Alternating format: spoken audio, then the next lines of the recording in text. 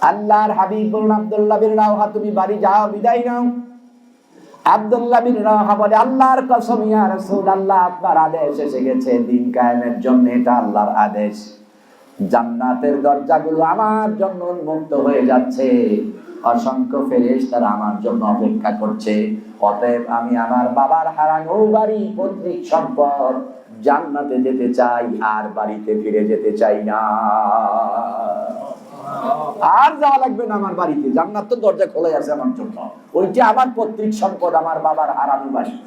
আপনার বাবারও কি জান্নাত? আপনার আমার বাবার হারানো বাড়ি, ওইটাই আমাদের পৈতৃক সম্পদ। আদম আলাইহিস সালাম কোথায় ছিলেন? কোরআনের গান দিয়ে, হাদিসের আলোকে, সত্য পথে যেন থাকি অবিচল।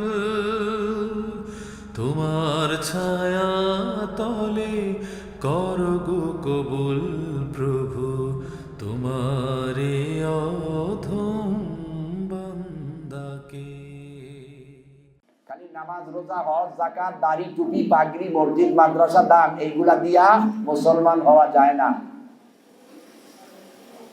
মুসলমান হতে হলে আল্লাহর পুরা আইন মানা লাগবে, আল্লাহর পুরা বিধান মানা লাগবে।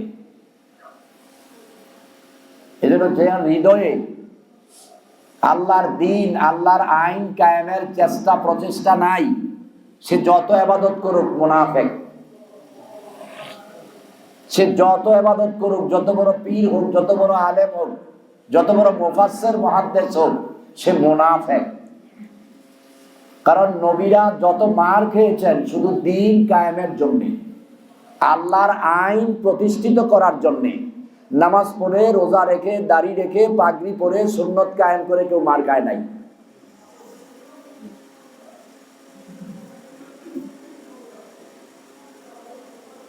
এই জন্য আল্লাহর হাবিব বলেছেন, যার হৃদয়ে দিন কায়েমের জন্য শহীদ হওয়ার চেষ্টা প্রচেষ্টা নাই, শুধু দিন কায়েম করব না, আল্লাহর আইন কায়েম করতে গিয়ে, আল্লাহর বিধান বলতে গিয়ে, মানতে গিয়ে, মানাতে গিয়ে, মানব রচিত আইনকে প্রতিহত করে আল্লাহর বিধান কায়েমের জন্য ময়দানে নামবো, এমন ভাবে প্রয়োজনে শহীদ হব, পিছপা হব না। এই ইচ্ছাটা যার নাই, নবীজি বললেন তার ঈমানের মধ্যে নেফাক, মুনাফিকি। তার ঈমানের মধ্যে কি? মুনাফিক। কারণ আপনি বুঝার চেষ্টা করবেন, কথা মনোযোগ দিয়ে শুনবেন। যদি আপনি মনোযোগ দিয়ে না শোনেন, তাহলে বসে থাকাটা লাভবান হওয়া সম্ভব না। আর আমিও কষ্ট করে এসে লাভ নাই। আপনি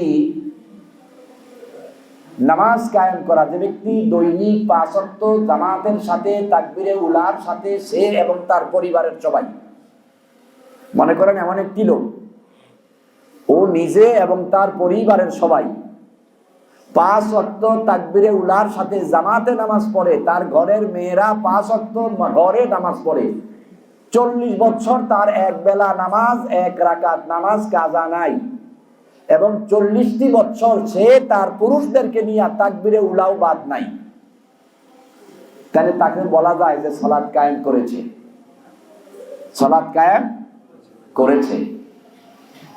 এখন সালাত হচ্ছে দ্বীনের একটি বিষয়, আমলের একটি গুরুত্বপূর্ণ বিষয়, একটি ফরজ। আর একামতে দ্বীন, সালাতের ভিতরে একামতে দ্বীন নাই, কিন্তু একামতে দ্বীনের ভিতরে সালাত সহ সব কিছু আছে। কথা বুঝেন নাই? আপনি স্কুলে ভর্তি হয়েছে, 10 বিষয় পরীক্ষা দেওয়া লাগবে, অঙ্কে 99, অঙ্কে নাম্বার কত? 99। আপনি ভোরে চ্যালেঞ্জ করেছেন, আমি 1 নাম্বার কম পেলাম কেন? কোথায় আপনি কলম বসাইছেন ওটা মার্ক করেন। এক্সামিনার বলতেছে আপনার খাতায় কলম বসানোর ক্ষমতা নাই, তবে আমরা একেবারে খালি না হইয়া 1টা নাম্বার আপনার থেকে রাইখা নিছি আমাদের হাতে, আপনি 100 পাওয়ারই যোগ্য, কিন্তু বাকি কয়েক বিষয়ে ফেল। তাহলে আপনি কি এসএসসি পাস না ফেল? হ্যাঁ, আর কেউ 33 করে নাম্বার পেয়ে এসএসসি পাস করলো, 33 করে নাম্বার পেয়ে সব বিষয়ে পাস, সে সার্টিফিকেট পাবে এবং সে বলতে পারবে আমি এসএসসি পাস। তাহলে আপনার স্কুলের ক্লাসের ভিতরে এডমিশন নেওয়ার পরে, পরীক্ষার ফর্ম ফিল আপ করার পরে সব বিষয়গুলো আপনার বাধ্যতামূলক। ঠিক একামতে দিন, দিন কায়েম হচ্ছে, দিন মানে ইসলামী জীবন ব্যবস্থা। দিন মানে কি? ইসলামী জীবন ব্যবস্থা। এই ইসলামী জীবন ব্যবস্থার মধ্যে আসলে আল্লাহর সব আদেশ মানা হয়ে যায়, আর ইসলামী জীবন ব্যবস্থার বাহিরে থাকলে অনেক আদেশই অমান্য হয়ে যায়, অতএব অনেক বিষয়ে ফেল হয়ে যায়, ইমানের পরীক্ষায় পাস করা যায় না। আচ্ছা, আপনাদের কাছে প্রশ্ন, আপনারাও বুঝবেন। কেউ পাক্কা নামাজি, পাক্কা রোজাদার, দাড়িওয়ালা, পাগড়িওয়ালা, মেসওয়াকওয়ালা, যে কোনো দরবারের খলিফা অথবা মুহাদ্দিস অথবা খতিব, কিন্তু সুদখোর অথবা নেশাখোর, তাহলে সে কি দিনদার না মুনাফিক?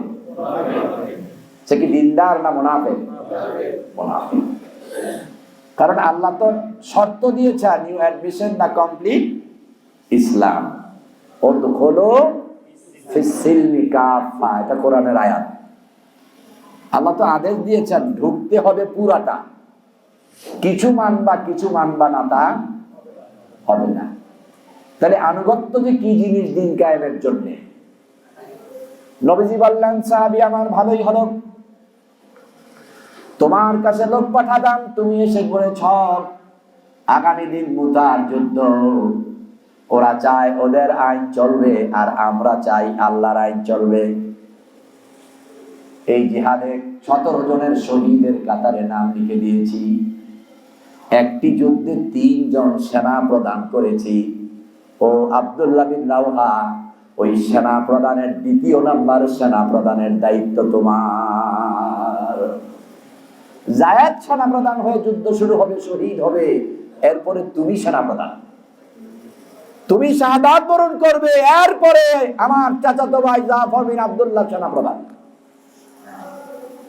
তাইলে আব্দুল্লাহ বিন রাওহার জানার বাকি নাই যে আমি আগামী দিন শহীদ, জীবনের শেষ দিন।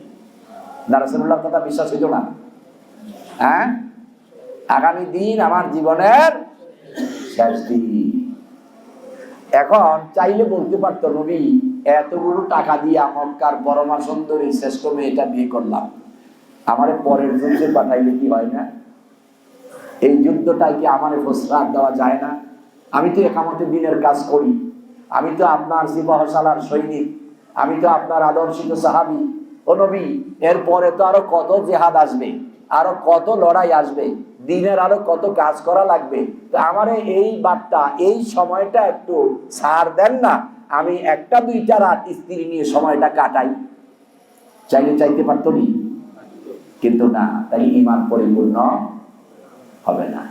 আল্লাহর আইন এসে গেছে, আল্লাহর আদেশ এসে গেছে, রাসূলুল্লাহর আদেশ এসে গেছে, আর কোন অজুহাত দিয়া 1 মিনিট দেরি, 1 পা পিছু হটার কোন সুযোগ নাই।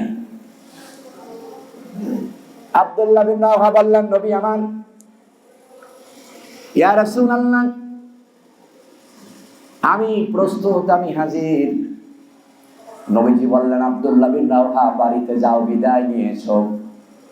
আব্দুল্লাহ বিন রাওহা বললেন, ইয়া রাসূলুল্লাহ, নতুন স্ত্রী এখনো দেখা হয় নাই, কথাও হয় নাই, আর বিদায় নেওয়ার কি আছে? দেখার কথা হয় নাই, কবুলে না হইছে, এখনো দেখি নাই, তার সৌন্দর্য এখনো বুঝি নাই, এখানে বিদায়েরা কি আছে? বিদায় নেওয়া লাগবে না। আল্লাহর হাবিব বললেন, আব্দুল্লাহ বিন রাওহা, তুমি বাড়ি যাও, বিদায় নাও। আব্দুল্লাহ বিন রাওহা বলে, আল্লাহর কসম ইয়া রাসূলুল্লাহ, আপনার আদেশ এসে গেছে দিন কায়েমের জন্য, এটা আল্লাহর আদেশ। জান্নাতের দরজাগুলো আমার জন্য উন্মুক্ত হয়ে যাচ্ছে, অসংখ্য ফেরেশতারা আমার জন্য অপেক্ষা করছে।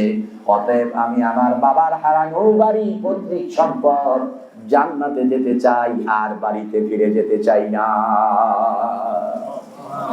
আর যাওয়া লাগবে না আমার বাড়িতে, জান্নাত তো দরজা খোলা আছে আমার জন্য।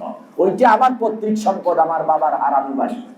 আপনার বাবারও কি জান্নাত? আপনার আমার বাবার হারানো বাড়ি, ওইটাই আমাদের পৈতৃক সম্পদ। আদম আলাইহিস সালাম কোথায় ছিলেন?